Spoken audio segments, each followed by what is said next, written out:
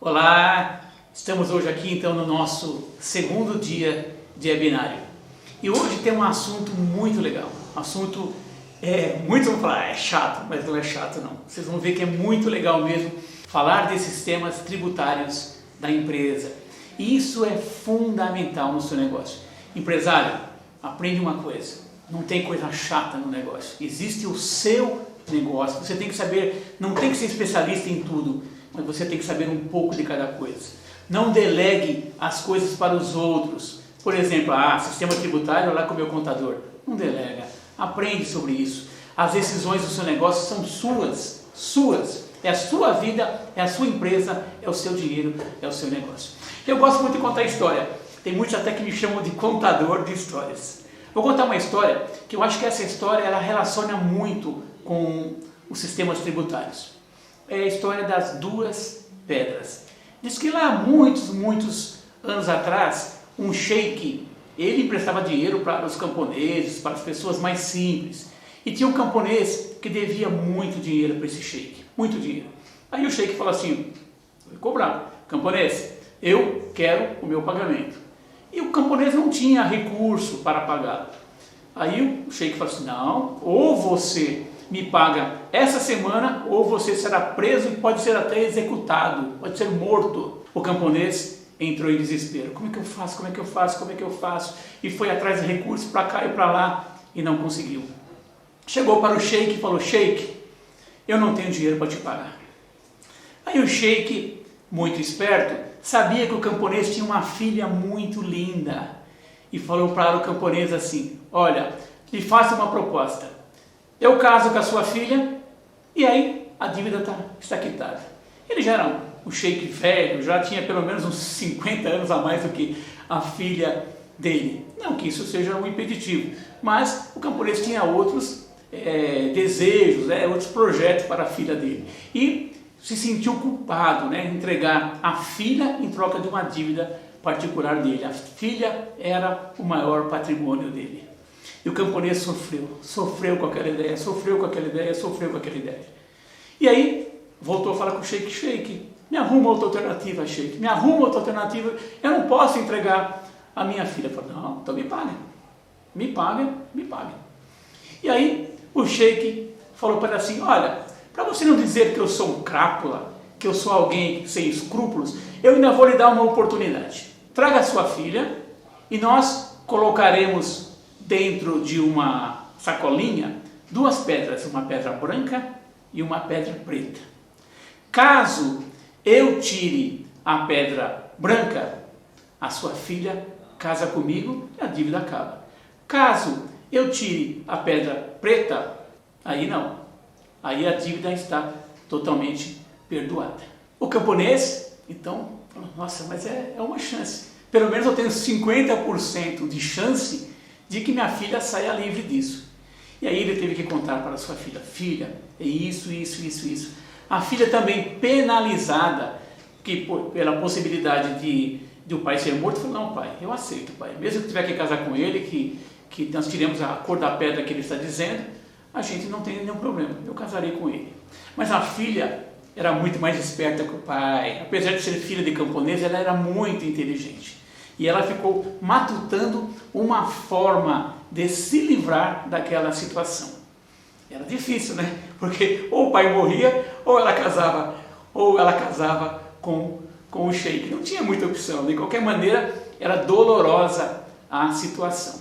Até que chegaram o dia, marcaram, estavam lá num caminho, e o sheik falou assim, então hoje vamos fazer aqui um sorteio. Aí, na hora que o sheik pegou as pedras do chão, a filha viu que ele pegou duas pedras brancas e colocou dentro do saco. Ela falou, nossa, como é que eu vou fazer? De qualquer maneira vai sair uma pedra branca, eu vou ter que casar com o sheik de qualquer maneira. E ao mesmo tempo, ela não poderia colocar a credibilidade, ou colocar em dúvida o sheik, porque ele era poderoso. Se ele chegasse para olha, você está tentando trapacear, você está me chamando de trapaceiro, então seu pai vai para a cadeia e seu pai vai morrer. Olha a situação que ela ficou. Se ela denunciasse o sheik, o pai podia ser preso e morto. E se ela não denunciasse o sheik, ela não teria chance alguma, teria que se casar com o sheik. Aí ela ficou pensando como fazer e como fazer. Até que teve uma ideia fantástica. Vocês nem imaginam qual que é a ideia, né? Mas é usar a inteligência para sair das situações. O que ela fez? No momento aprazado, já era o dia, no momento aprazado lá do sorteio, ela estava com o saquinho na mão e falou para o sheik: eu posso, eu mesmo retirar, já que o destino é o meu, eu posso retirar a pedra desse saco? E ele deixou. Estava num caminho cheio de pedras. Aí, no momento que ela foi tirar a pedra, ela fez como se estivesse tropicando, caindo, e deixou que a pedra caísse no chão. Uma das pedras, a pedra que foi sorteada. Aí o sheik falou assim: não tem problema, a gente põe de novo aí, outra pedra. Ele falou: não há necessidade. Nós não ficamos de sortear uma pedra, caso eu retirasse a pedra branca ou a pedra preta. Então, fazemos o seguinte: a pedra que ficou dentro do saco está lá. É só vermos a que está dentro do saco, a que caiu no chão é a pedra do sorteio. Foram abrir o saco, que tinha lá dentro uma pedra branca. Então, qual foi a pedra sorteada? A pedra preta. Ela se livrou do casamento e o seu pai se livrou da dívida. Você pode estar perguntando: o que essa história tem a ver com o regime tributário? Então, vou fazer aqui uma relação dos personagens. Quem é o sheik? O sheik, para nós empresários, é o governo. Quem é o sheik? É o governo. Quem é a nossa filha, nosso maior patrimônio? A nossa empresa. Olha, e quem são as dívidas que nós temos? São os impostos. Entendeu? Impostos, empresa e governo. Então, o empresário muitas vezes vê lá o governo cobrando os impostos e ele não sabe. O que eu faço? Se eu pago os impostos, eu perco meu patrimônio, que é a minha filha, que é a minha empresa. E fica numa situação sem saber o que fazer. Sabe por quê? Porque não conhece os sistemas tributários, não sabe que caminho seguir. E geralmente, vou falar uma coisa aqui que vai assustar vocês. Hoje, mais da metade dos empresários sonegam e pagam mais impostos. Mesmo sonegando, pagam mais impostos do que deveriam pagar se não sonegassem, se trabalhassem totalmente na regularidade. Está assustado com isso? Está achando que isso é balela? Mas é a pura verdade. Nós sentimos que temos um sócio na nossa empresa, chamado governo. E é verdade, o governo é o nosso sócio. A empresa ganhou ou não ganhou, trabalhou ou não trabalhou, o meu sócio ele é voraz, ele quer a parte dele. E isso fere muito o empresário. Mas por quê? Você está dizendo que eu não tenho que pagar imposto? Não, muito pelo contrário. São os impostos que fazem a economia gerar. São os impostos que criam escolas, hospitais, estradas, são os impostos que fazem as melhorias do país. Imposto é algo muito importante, mas o que eu estou aqui hoje para falar com vocês, para que nós possamos juntos entender, é que temos que pagar os impostos que temos que pagar, aquilo que é devido, não pagar de forma errada, de forma errônea. O que o empresário tem feito há muitos anos? Quando você fala com ele, olha, por exemplo, quando eu chego numa empresa para fazer uma auditoria, um trabalho de consultoria, sabe o que eu ouço do empresário? Olha, esse negócio tributário, esse negócio dos impostos, eu quero que você fale com o meu contador. Sabe por quê? Isso é histórico, Há mais de 20, 30, 40, 50 anos atrás, desde os nossos avós, nossos bisavós, desde quando existe empresa e existe contador, o contador sempre foi um cogestor, foi aquele profissional que ajudava tudo na empresa, que orientava tudo na empresa. Ele era um cogestor. Pra você ter uma ideia, eu trabalhei quando eu era funcionário, uns 30, 35 anos atrás, né? Eu era funcionário de uma empresa, mas já tinha o meu negocinho em paralelo também. E eu me lembro, era uma empresa até de grande porte. A empresa encerrava um mês, e aí depois de 10 dias, a contabilidade ia informar se a empresa deu lucro, se a empresa não deu lucro, se tivemos algum problema. Olha, depois já estávamos quase na metade do próximo mês, que a empresa ia saber se teve um resultado. Como que eu vou tomar uma atitude se o próximo mês já está indo embora? Então isso é cultural. O contador sempre foi um co-gestor da empresa. Ele não tem culpa nos nossos insucessos. A culpa é nossa, empresário que não foi atrás, que não aprendeu, que terceirizou algo tão fundamental, tão importante, que é saber qual o melhor regime tributário para a sua empresa. Então o contador não é o vilão da nossa história. O contador, ele faz o quê? Contabilidade. Contabilidade. Agora veja um porém. Os escritórios de contabilidade hoje, eles têm para sobreviver no mínimo 150 clientes. Tem escritórios com 500, com 1000 clientes. E quando é que você entrega as obrigações, as suas notas fiscais, os seus dados para que ele faça a sua contabilidade? Quando você entrega? No final do mês ou no início do mês, não é isso? Todo mundo entrega. Agora imagina, 1000 empresas entregando todas as notas fiscais, todos os apontamentos, todos os dados do mês, para que ele processe isso tudo em 4 ou 5 dias e te apresente os impostos que você tem que pagar. Tá? Que atenção que o coitado do contador vai conseguir dar para a sua empresa. Que atenção que ele vai ver se o seu NCM, se o seu produto está correto, se você tributou certo, se você recolheu certo. Ele não consegue, ele não tem capacidade operacional para fazer isso. O próprio governo, a cada ano, vem lançando novas obrigações paralelas que o contador tem que fazer, obrigações de entregar isso, entregar aquilo, entregar isso, entregar aquilo, que o contador não tem tempo, o contador não vai olhar a sua empresa. E não é obrigação dele, a obrigação dele é apontar os números, a obrigação de saber se o produto está certo, está classificado certo, se a tributação está certa, é sua, empresário, não é do contador. Então, se a obrigação é nossa, de nós fazermos o levantamento dos NCM, você sabe o que é NCM, né? NCM é um código praticamente mundial, que ele classifica os produtos por tipos, por famílias, ele vai fazendo subdivisões. O NCM tal, por exemplo, é óleos, o NCM tal com um pontinho no final, é óleo comestível, com mais outro pontinho no final, óleo comestível, bruto. Então, é uma classificação que serve para o mundo todo. Mas essa classificação do NCM, ela muda muito a tributação. Para vocês terem uma ideia, um produto pode ter uma tributação total de 58%, uma pequena mudança dentro da lei, não é fazer cambalacho não é ficar inventando não, né? Ficar vendendo aí gato por lebre, não é isso não. Uma pequena mudança nessa classificação pode trazer o seu imposto para perto de zero, Nós temos um caso muito interessante. Eu não vou citar a empresa, que não posso fazer isso, porque até é estratégico e é um dos segredos do negócio. Essa empresa vendia um produto, e aí, quando nós entramos para fazer o trabalho de consultoria, nós fomos verificar os NCMs dos produtos deles.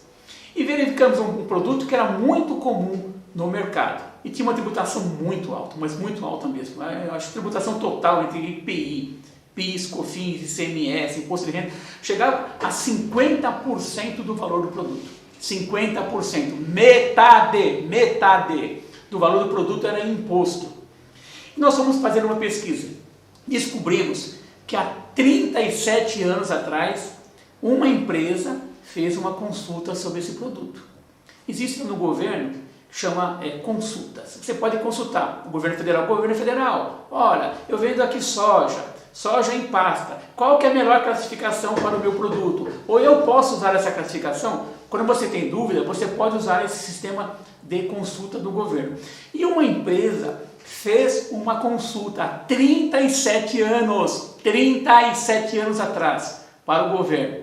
Fala assim, governo, eu posso classificar esse produto dessa maneira? E o governo respondeu, não, está certo, você pode usar esse NCM para esse produto. O que aconteceu? Isso ficou esquecido lá atrás. E as outras empresas que vieram mais para frente, nunca mais, a única consulta feita a esse produto, e essa consulta tem autonomia de lei, é como se fosse lei. É o governo autorizando você usar aquele NCM. Nunca mais houve uma consulta sobre aquele produto. E as empresas que vieram depois foram classificando esse mesmo produto idêntico de forma diferente, com uma tributação que chegava a 50% do produto. Sabe quanto esse meu cliente paga de imposto hoje? Imposto médio sobre esse produto? 7,5% do total. E os concorrentes dele, sabe quanto pagam? 50%. Ou seja, ele está totalmente na lei, porque eu falo, não é fazer cambalache, não é fazer coisa errada. Aprenda uma coisa, o certo é o certo sempre. O certo é o certo sempre. Tá? Não tente fazer coisa errada na sua empresa que um dia você quebra a cara. Porque o certo é o certo sempre. Então esse nosso cliente adotou essa mudança e adotou com medo, ficou com medo. Falou, não é possível. Como é que o negócio é 50 e eu vou pagar 7 agora? Ele não queria usar. Sabe o que ele fez? Consultou um escritório de advocacia tributária, pagou uma fortuna nessa consultoria para ouvir do escritório. Não, a sua consultoria está certa, você pode usar esse NCM. Olha que interessante, muito interessante isso. Então, vendo o caso desse meu cliente, o que ele fez? Por que ele contratou a nossa consultoria? Porque ele quis fazer um planejamento tributário. O planejamento tributário cabe a você, empresário. É você que tem que fazer. Fazer esse planejamento. Porque eu até uso uma analogia, que eu acho muito legal essa analogia. Eu falo que isso não é só para impostos não, é para todos os custos da empresa. Mas aqui, como estamos falando de impostos, vamos usar essa analogia para os impostos. Eu falo que os impostos pagos a mais numa empresa é como o cupim do batente da porta. Não sei se vocês sabem, o cupim, é raro você ver o cupim andando na luz aqui. O cupim ele fica sempre escondidinho, fica ali dentro, na parte escura. O cupim ele come todo o batente da porta e deixa aquela casquinha. Ele nunca come a casquinha. Nunca come a casquinha. Mas o que acontece? Todo dia você passa na sua porta e você vê um monte de pozinho no chão. Você fala, aqui tem cupim. Aqui tem cupim. Eu preciso chamar uma empresa de detetização ou eu preciso colocar um remédio aqui. Só que fala, eu preciso e não faz. Eu preciso e não faz. E o cupim vai comer na porta. Até que um dia, todo o batente foi comido e você encosta naquela casquinha e a porta desaba. É assim como esses impostos indevidos que são pagos. É como o cupim na porta. A gente sabe que está pagando a mais, mas não toma a atitude. Tem uma frase que eu gosto muito. Em tempo algum se joga dinheiro fora, mas em tempo de crise, que é o que nós vivemos agora, muito menos. Só resumindo, para que serve então o planejamento tributário? Primeiro, reduzir de forma legal. Olha bem, só falo de legal. Eu não faço e não recomendo jamais que alguém faça algo ilegal. Porque uma empresa, se eu tenho uma empresa onde só se ganha dinheiro porque eu estou fazendo coisa ilegal, estou misturando querosene na gasolina, estou lá sonegando, vendendo sem nota, eu não tenho uma empresa. Eu estou vendendo imposto, não estou vendendo produto. Eu já ouvi de muito empresário, se eu vender tudo com nota fiscal eu não sobrevivo. Então tem algo muito errado no seu negócio. Tá? Nenhum negócio pode ser somente saudável se eu fizer a coisa errada. Isso não existe. Isso não existe. Você tem que buscar as formas legais. Então o planejamento tributário, primeiro, reduzir de forma legal a carga tributária. Outro, recuperar impostos que são pagos a mais. Vocês não sabem como as empresas pagam impostos a mais. E boa parte desses impostos são factíveis de recuperação. Você consegue fazer com que o governo te devolva. Ele vai te devolver em dinheiro? Não. Mas vai te devolver em crédito que você vai abater nos novos impostos que serão devidos futuramente. Olha que interessante isso. Agora, quando a gente faz coisa errada, que a gente fica com o telhado de vidro, né? O que acontece? Quando eu falo, empresário, vamos então recuperar os impostos que eu paguei, que você pagou a mais no passado? O empresário tem medo. Como fez coisa errada no passado, tem medo de recuperar, tem medo de mexer no vespeiro. Então por isso que não vale a pena fazer coisa errada. Não vale a pena nunca fazer coisa errada. Aprenda uma coisa, o certo é o certo sempre. E o planejamento tributário, para que você reclassifique todos os seus produtos, para que você tenha uma empresa saudável, para que você tenha uma empresa onde você sabe, aqui nunca vai gerar pó de cupim. Então vamos agora começar a falar dos regimes tributários. São 4 principalmente, apesar de um estar dentro do outro, mas são 4. O MEI, não é a MEI, é o MEI. O Simples Nacional, o lucro presumido e o lucro real. O MEI, vamos começar pelo MEI. Vamos falar de forma bem simplificada, não sei se alongar muito com esses regimes, é para não ser uma coisa chata. Mas o MEI é um dos regimes mais fantásticos, uma das coisas mais fantásticas. O cara que teve essa ideia lá no governo, olha, tem que ser abençoado. Porque ele trouxe para a formalidade milhões de pequenos empresários, principalmente ambulantes, pessoas que faziam serviços domésticos, de vendas de algum produto, pequenas pessoas que faziam serviços, tipo pintura, mecânica.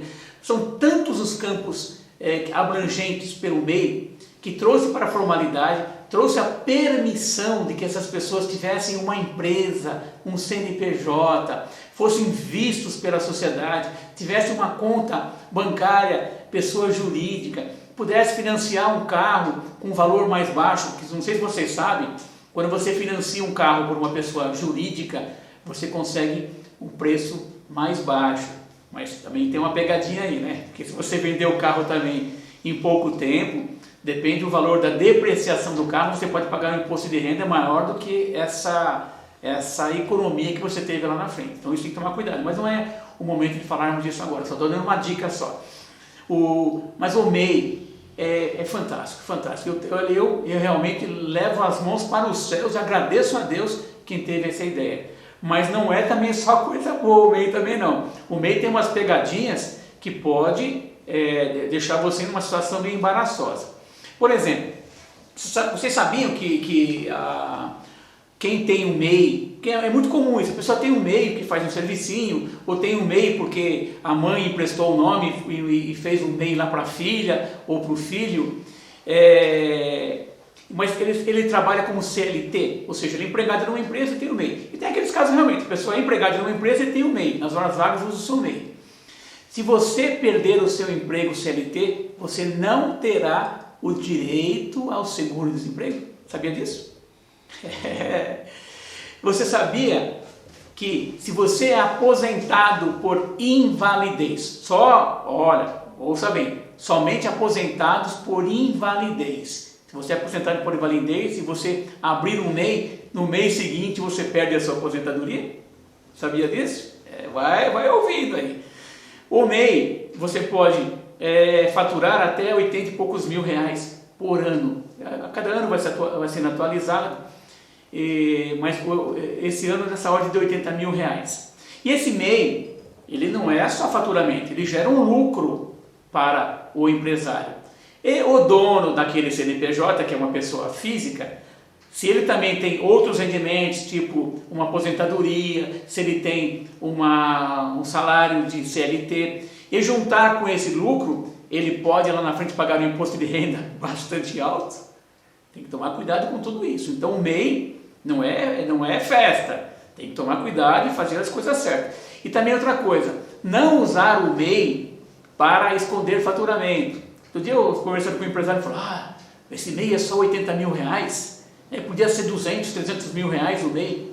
Sabe por que ele quer fazer isso? Porque na verdade ele quer faturar um monte usando o MEI, mas um monte de forma informal. Não é para isso que é o MEI. O MEI foi feito para regularizar realmente o pequeno empresário, o pequeno empreendedor. Mas é um regime muito legal. Vale a pena você que tem um faturamento até 80 mil reais por ano usar o MEI. Depois vem o segundo regime. Vamos falar na ordem cronológica de faturamentos, o Simples Nacional. Um regime muito interessante, mas também muito enganoso. Não sei se vocês sabem, mais da metade das empresas que estão no Simples Nacional pagam mais impostos do que deveriam se estivessem em outros regimes tributários. Mais da metade. E são milhões de empresas no Simples Nacional. Por que elas estão no Simples Nacional? Agora, desculpe meus amigos contadores, mas tenho que denunciar vocês. Porque para o contador é muito fácil fazer a contabilidade de uma empresa do Simples Nacional. Então, o contador acaba sugerindo, a tua empresa fatura até 300 mil e poucos mil reais mensais, ou até 3 milhões e 600 por ano. Não, é Simples Nacional. Ele não faz análise nenhuma. Falei, é culpa do contador, mas também culpa do empresário que não foi pesquisar, que não foi verificar se aquilo realmente era melhor para a empresa dele. vai na conversa dos outros, não é bom isso aí. Então, o Simples Nacional é um regime interessante, para muitas empresas, para milhões de empresas é o melhor regime, mas para milhões de empresas que estão no Simples Nacional, estão pagando mais imposto, estão gerando cupim lá no batente da porta, estão pagando mais imposto do que deviam. Simples Nacional, bastante interessante. Mesmo dentro do Simples Nacional, tem algumas particularidades que muitas empresas não sabem. Nós pegamos uma empresa para fazer um trabalho de consultoria e aí verificamos, ele estava já no limite do Simples, faturava perto de 300 mil reais por mês, era uma empresa comercial. E todo mês pagando o limite do Simples, uma empresa comercial, o limite é 11,73% de imposto. Fomos verificar, estava pagando, sabe quanto? 33% a mais de imposto. Ou seja, em vez de pagar esses 11,7% sobre faturamento, teria que pagar no máximo 7%. Sabe por quê? Porque ele comprava tudo com ST.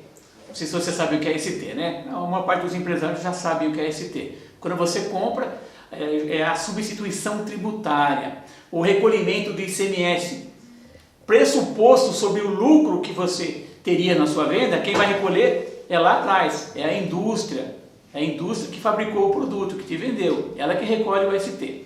Então, quando chegou para você, você já estava com esse ICMS recolhido lá atrás, na fábrica, ICMS sobre o teu lucro. Peraí, aí você está falando uma besteira, porque em Simples Nacional não tem ICMS, não destaca ICMS. Ah, não destaca ICMS?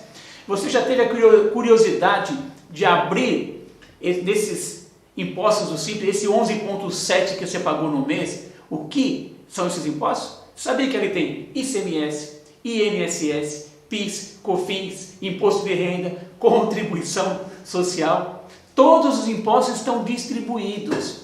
E os dois maiores percentuais desses impostos é o INSS sobre o funcionário e o ICMS. E o ICMS é 33% desse valor. Se eu já paguei o ICMS, quando eu comprei lá do empresário, do fabricante lá atrás, já paguei o ICMS lá atrás, por que eu tenho que pagar de novo agora? Não tem. E muito contador não sabe disso. E faz o quê? 11,7%.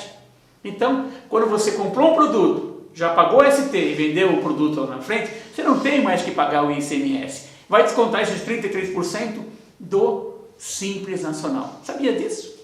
Esse empresário tinha simplesmente alguns milhões, porque isso é retroativo aos últimos 5 anos de vida na empresa dele. Ele tinha alguns milhões para cobrar do governo, mas ficou com medo de cobrar, sabe por quê? Porque tinha feito coisa errada, vendido sem nota, não feito um monte de apontamento lá atrás, ficou com medo de cobrar, jogou milhões no lixo, literalmente no lixo.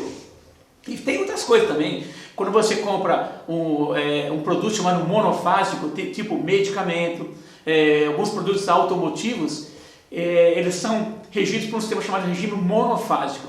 Além do ICMS, muitas vezes tem o PIS e COFINS, que é recolhido também lá atrás pelo fabricante. Também vai ser descontado aqui na frente pelo Simples Nacional. Quando eu falo Simples Nacional, o nome é só no nome do regime. É um dos regimes mais complexos que existe. É verdade, é simples para quem? Para o contador, que para ele é muito fácil fazer a contabilidade, mas não é um regime para todos. Muitas vezes você paga e joga muito dinheiro fora.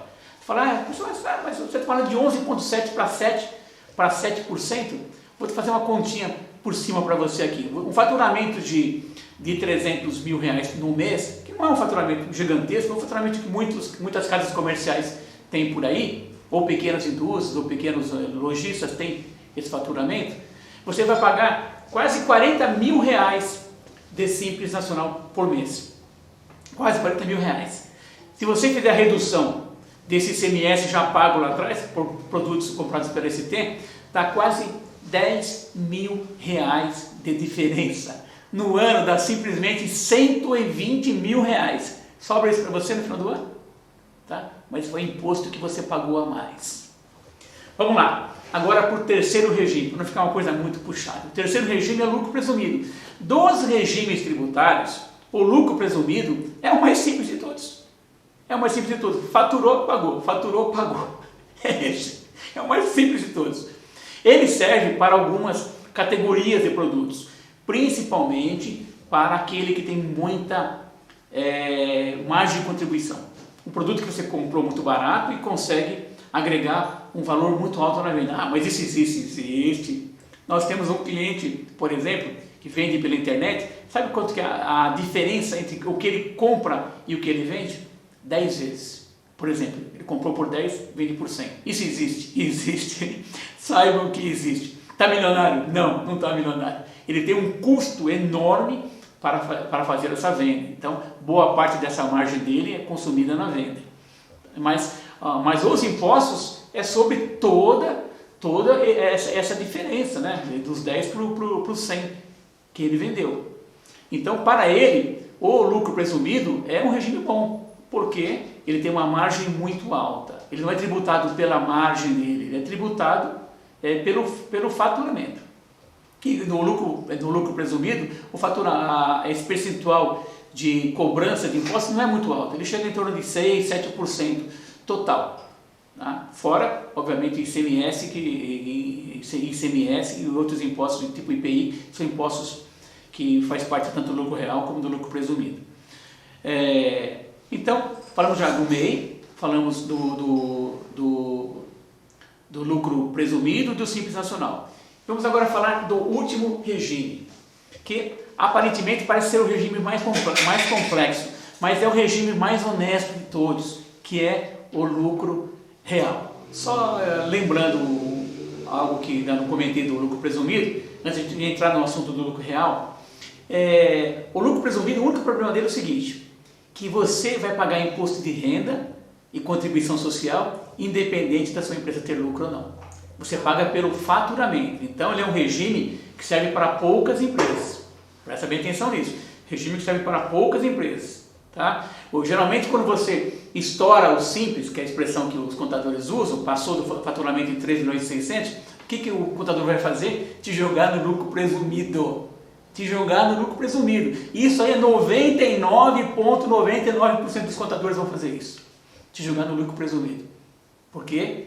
É o natural deles e é o regime mais fácil para eles operarem. Tá.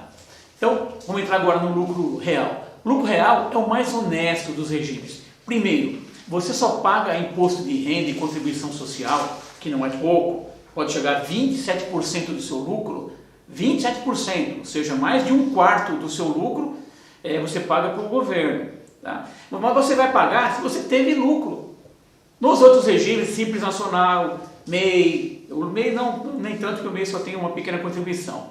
O Simples Nacional e o lucro presumido, você paga imposto ganhando ou não ganhando. Tua empresa está afundando, tua empresa está tomando prejuízo todo mês e você está pagando imposto. É meio estranho isso aí. Como pagar imposto de renda? Você não tive renda, você não tive lucro. Como pagar contribuição sobre o lucro? Você não tive lucro. Olha o absurdo. Pagar contribuição sobre o lucro se eu não tive lucro. Mas o Simples Nacional e o regime do lucro presumido, você paga imposto, ganhou ou não ganhou. E o lucro real, isso que é legal do lucro real. Também, obviamente, não é o melhor regime para todas as empresas. Empresa que tem muita margem de contribuição, o lucro real não é um bom regime. Não é mesmo. Tá? Mas são poucas, são raras as empresas que têm muita margem de contribuição. Depois nós vamos falar mais para frente sobre margem de contribuição, vamos falar em outras oportunidades. Tem muito assunto nessa área de gestão de empresa, muito assunto, mas muito assunto. Como é importante o empresário se atualizar, como é importante o empresário saber.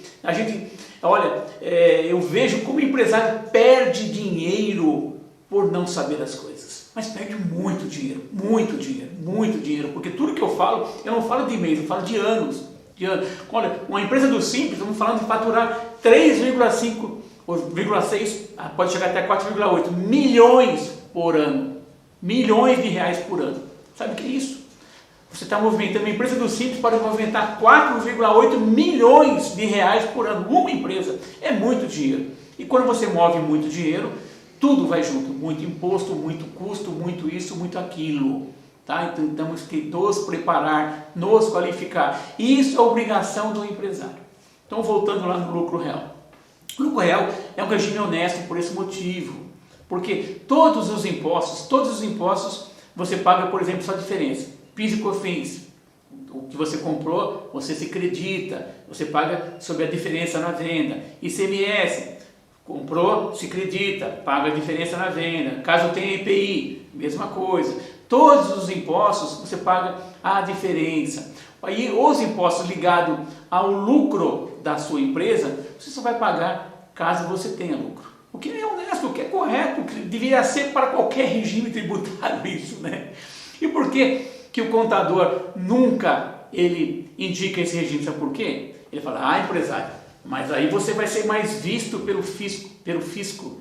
Isso não existe mais, visto pelo fisco. Hoje não existe mais nenhum fiscal olhando a sua empresa, existem robozinhos, software que ficam verificando a contabilidade, a lógica, a coerência dos apontamentos dessa empresa. O robozinho não fica verificando ali se você ganhou, se você perdeu, se você errou, não. Ele fica verificando a lógica da sua empresa. Por exemplo, a empresa todo mês compra 1 milhão e vende 800 mil. Compra 1 milhão e vende 800 mil. Pô, é mágico agora? Todo mês prejuízo, está de pé? Isso o robozinho vê. Se a lógica nas suas compras, nas suas vendas, é isso, não tem mais contador, não tem mais fiscal, não tem mais ninguém olhando a sua empresa. É robô, é software que fica olhando no governo federal. São milhões e milhões. Pra vocês terem uma ideia, só no ano passado, só de MEI, foram abertas 900 mil MEI. Como é que você vai ter fiscal olhando essa empresa? Não tem como olhar.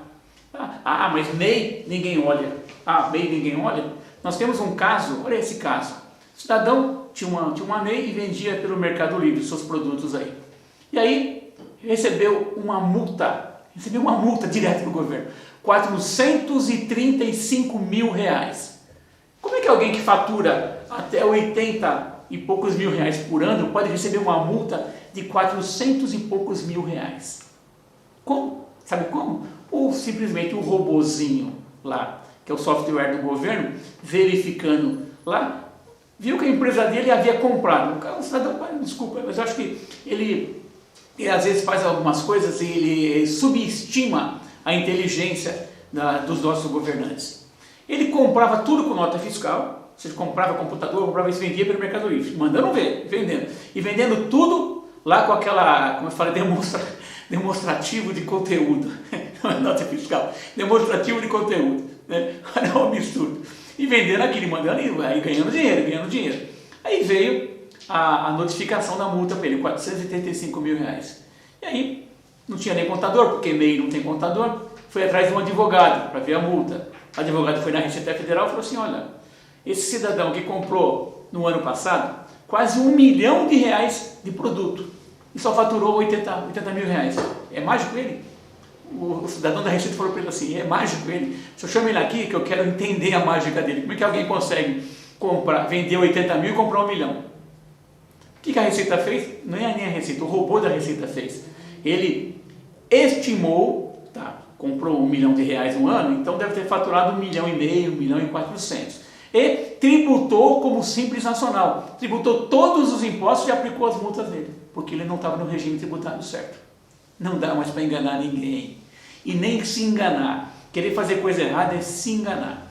Então, o lucro real é legal por causa disso, porque é um regime honesto, um regime que faz o empresário obrigar-se a levar as coisas, os apontamentos, as notas fiscais, os custos, tudo de forma correta. Então o contador fala, mas o empresário vai ter que se organizar. O empresário tem que se organizar. Meu Deus do céu, o empresário vai ter que se organizar, o empresário tem que se organizar. Você quer ser empresário, não dá para brincar de ser empresário, a gente tem que se organizar, fazer tudo de forma correta, fazer tudo de forma, saber o que está fazendo, não ficar brincando de ser empresário. Então o lucro real ainda tem essa, que ele te obriga a você a fazer a forma correta das coisas. Tenho certeza que muitos aqui estão perguntando, nossa, mas isso é muito complicado, como é que eu vou saber sobre isso aí? Não é complicado, basta ter um pouco de paciência e basta querer investir em você e no seu negócio. Não sei se vocês se lembram lá na primeira aula que eu falei dos sistemas de vendas, foi no dia anterior, e eu comentei um pouco da minha experiência, da minha dor. Eu tive 3 falências. E depois que eu fui entender o porquê das minhas falências, que eu descobri que nós empresários eram técnicos, a gente sabia produzir, sabia vender, mas não sabia o conteúdo da empresa, o recheio de que gera a empresa, e nesse recheio estavam os regimes tributários. E aí eu fui ver também, quando eu comecei a ver a minha dor, a minha experiência infeliz, por que eu tinha tido aquelas experiências infelizes, até que eu tivesse sucesso mais para frente, por que eu tive aquelas experiências, eu fui entender que uma boa parte eu sempre deixei que optassem por mim, por regimes tributários que eram totalmente incompatíveis com a minha necessidade, com aquilo que a minha empresa precisava. Aí eu fui estudar, e não foi difícil aprender não. O Google, essas plataformas aí de conhecimento, tem muito conteúdo, tem muito tutorial. Você investindo 15 minutos do seu dia, olha, o que é 15 minutos do meu dia para aprendizado? Você vai aprender e vai aprender a decidir qual é o regime para a sua empresa. Você vai aprender a classificar o seu produto no NCM certo. Tá tudo. Hoje o conhecimento, ninguém pode alegar ignorância por falta de conhecimento. O conhecimento é uma coisa tão assim distribuída, tão vasta para nós empresários, que a gente não pode alegar investimento, não pode alegar falta de conhecimento. Então, invista no seu negócio. Vá lá, não quer contratar uma consultoria, não precisa contratar uma consultoria para o seu próprio contador. O seu próprio contador pode te ajudar. Vá lá, conversa com ele, mostra, discute com ele, mas não deixa se levar pela primeira resposta. Você tem que ter argumento para que você possa saber também o que é melhor, o que é certo, o que é errado, o que tem mais ou menos consequências positivas ou negativas para o seu negócio. Hoje, o webinário de hoje foi um pouco mais técnico, um pouco mais cansativo, mas ele foi muito importante. Ele é muito importante. A aula de amanhã, nosso webinário de amanhã, vai ser muito legal. Eu deixei até para a parte final, para o terceiro dia, porque vão ser os 5 passos iniciais para tirar a sua empresa da crise. E eu lhe garanto que se você seguir assim passo a passo, fazer realmente aquilo que a minha experiência já trouxe, que a minha experiência está trazendo para vocês, você vai tirar a sua empresa da crise. É possível.